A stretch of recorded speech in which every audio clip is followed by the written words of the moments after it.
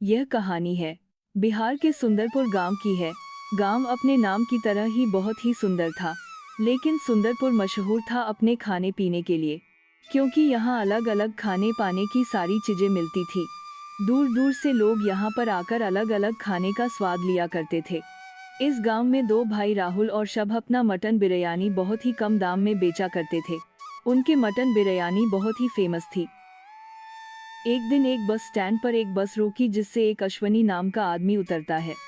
उसने अपने सामने मटन बिरयानी की ठेला देखा।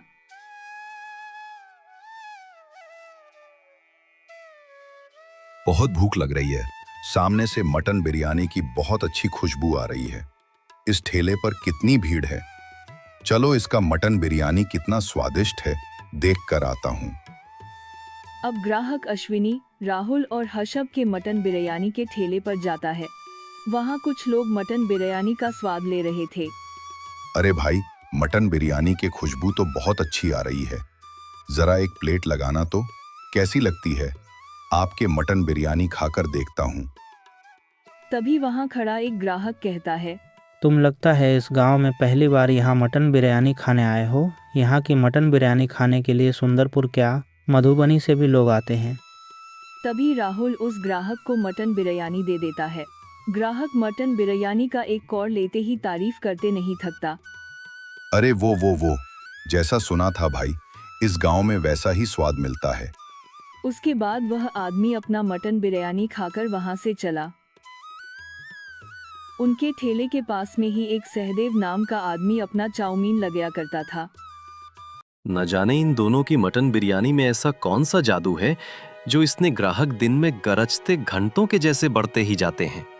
और इतना सा छोटा ठेला है इसका, उस पर भी इतना सामान कैसे ले आता है कि रात तक भी इसका सामान खत्म ही नहीं होता।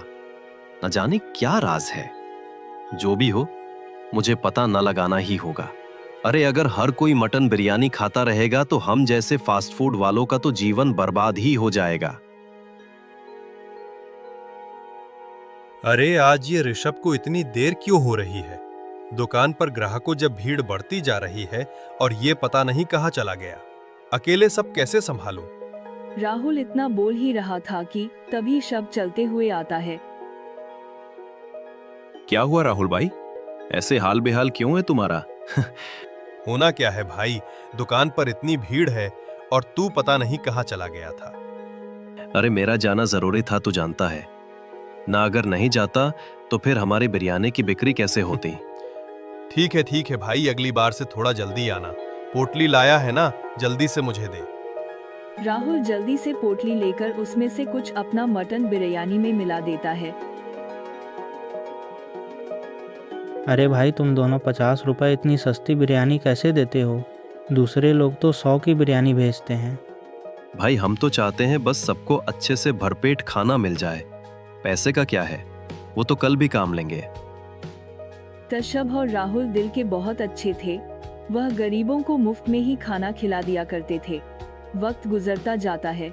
राहुल और हर्षब के मटन बिरयानी वाला ठेला बहुत बढ़िया चल रहा था। दोनों भाई बहुत ही गरीब थे। दोनों का इस दुनिया में कोई नहीं था, लेकिन अब उनकी हालत सुधरता गया। दोनों के पास अब रहने के लिए अच्छा घर था। ऐसे ही एक दिन सहदेव, राहुल और अशब घर आता है और कहता है, अरे राहुल भाई कैसे हो? ऋषभ कहाँ है? दिखाई नहीं दे रहा है। ऋषभ मटन लेने गया है। सहदेव भाई मैं ठीक हूँ, तुम बताओ कैसे हो? क्या बताऊं भाई, बस बीत रहा है वक्त। क्या हुआ, सब ठीक तो है ना? अरे कहाँ भाई, कुछ ठीक नहीं है। काम चल ही नहीं रहा और पैसों की बड़ी तंगी है। हाथ बड़ा बांध कर चलना पड़ रहा है। हाँ भाई, समझ सकता हूँ। अरे तुम दोनों भाई का दुकानदारी तो बड़ी अच्छी चल रही है। हमें भी बता दो, ऐसा कौन सा जादू मिलाकर लाते हो अपनी मटन बिरयानी में जो हर कोई तुम्हारी मटन बिरयानी खाने के लिए चिपका रहता है। अरे सहदेव भाई, कैसी बात करते हो? जादू तो क्या ही है, बस स्वाद की बात है। सारे लोगों को हमारी मटन बिरयानी स्वाद लगती है तो वह खाने चले आते हैं। कुछ देर यूं ही बातचीत करने के बाद सहदेव वहां से चला जाता है। सहदेव असल में वहां उनका मटन बिरयानी का राज जानने गया था।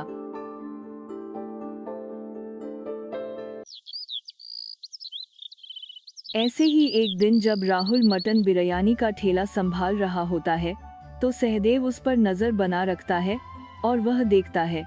तशब राहुल के कान में कुछ कहकर वहां से चला जाता है। राहुल भाई, तो ठेला सामान मैं जल्दी से पोटली लेकर आता हूँ। यह देखकर सहदेव फटाफट से अपनी दुकानदारी बढ़ाकर दबे पांव हाशब का पीछा करने लगता है।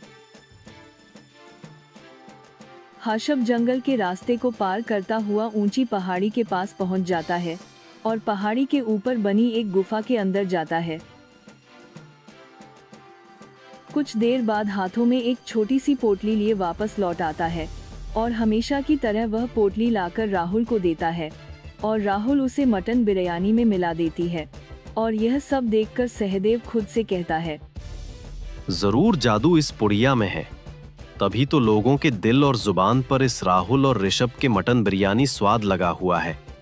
कोई और कुछ नहीं खाता, कोई गोलगप्पे नहीं खाता, कोई बिहार का लिट्टी चोखा नहीं खाता, बर्गर नहीं खाता, पिज्जा नहीं खाता, बस खाता है तो इनकी मटन बिरयानी।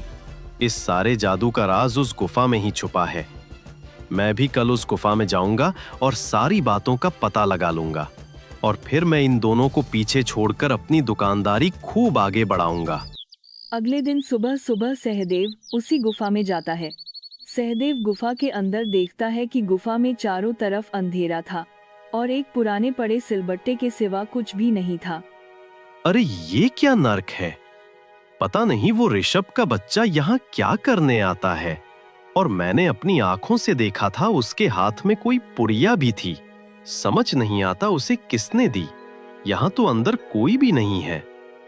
इतना कहकर सहदेव वहां से जाने लगता है कि भी उस पुराने पड़ी सिलबट्टा से एक आवाज आती है। क्या हुआ सहदेव? जो तुम ढूंढ रहे थे वो नहीं मिला? तुम्हें भी अपने खाने में स्वाद चाहिए, जादू चाहिए, जो ऋषभ और राहुल के मटन बिरयानी में है। राहुल और ऋषभ की मटन बिरयानी कोई आम बिरयानी नहीं, बल्कि एक जादुई बिरयानी है। जादुई। ये कौन बोल रहा है? किसकी आवाज है? कौन है यहाँ? और कौन बोलेगा? ये मैं बोल रहा हूं, सिलबट्टा। मेरी तरफ देखो। अरे मेरे अंदर जो भी मसाला पीसता है ना और फिर उसे अपने खाने में मिलाता है तो उसके खाने में बरकत ही बरकत होती है। राहुल ऋषभ को देखा है ना, दोनों के मटन बिरयानी लोगों को कैसे पसंद आ रही है। अच्छा, तो ये बात है। मैं पहले ही जानता था कि हो ना हो या किसी जादू का ही काम है, वरना उसकी मटन बिरयानी इतनी भी कुछ खास नहीं है। बताओ कैसे करना है तुम्हारा इस्तेमाल मैं करूंगा और मैं भी अमीर बनूंगा। करना क्या है? बस तुम जो भी मसाले अपने खाने में डालते हो ना, उन मसालों को मेरे अंदर डालकर पीस लो और फिर उसे खाने में मिला दो। उस सिलबट्टे के कहने पर सहदेव वैसा ही करता है। वह अपने खाने में डालने वाले सभी मसाले उस गुफा में लेकर जाता है और उस जादुई सिलबट्टे में पीस देता है, जिसके बाद पिसी हुए मसाले खुद बखुदा एक पुड़िया में बदल जाते हैं और सहदेव उसे पोटली को लेकर चला आता है। अगले ही दिन सहदेव अपना ठेला लगाकर जल्दी से सारा मसाला अपने खाने में मिला देता है। कुछ ही देर में उसके पास ग्राहकों की भीड़ भी आने लगती है, लेकिन जो कोई उसके खाने को चखता है उसे खरी खोटी सुनाकर जाता है, क्योंकि उसके खाने का स्वाद जरा भी अच्छा नहीं था। ऐसे ही एक ग्राहक उस पर चिल्लाते हुए बोलता है सारा मुंह का स्वाद ही खराब कर दिया। कितनी गंदी चाउमीन बनाई है। तो उसे एक तो 50 भी दिए, ऊपर से हमारा टाइम भी खराब कर दिया और बदले में ये गुड़ गोबर दे रहे हो तुम ही खा लो इसे। आजकल के लोग पता नहीं क्या क्या करते हैं। ना ही इसमें मसाला है और ना ही मिर्च है। इतना बकवास है कि क्या ही बताऊं। लोगों को लूटकर इतना पैसा कमाते हो और खाना तक अच्छा नहीं देते हो। जितने लोग भी उसके ठेले पर खाने के लिए आते हैं वो सहदेव को खरी खोटी सुनाकर चले जाते हैं, जिसके बाद सहदेव गुस्से में तिल मिलाकर राहुल और हर्षभ के घर जाता है। मुझे सब पता चल चुका है। तुम दोनों अपने खाने में और जादुई मसाला मिलते हो। तुम दोनों ने उसे सिलबट्टे को क्या सिखाया था बताओ। तुम लोगों की वजह से जो भी मेरे पास खाने आ रहा है, मुझे खरी कोटी सुनकर और गाली देकर जा रहे हैं। अरे भाई, हमने तो कुछ नहीं किया। तुम उसे जादुई सिलबट्टे से ही क्यों नहीं पूछ लेते कि ये सब क्या हो रहा है? हाँ भाई, हमारे मटन बिरयानी में तो कोई कमी नहीं आई है। हमारा तो सही चल रहा है। ठीक है फिर, चलो हम तीनों चलते हैं इस गुफा में। उसके बाद तीनों उसे गुफा में जाते हैं, जहां वो सिलबट्टा हंसते हुए बोलता है।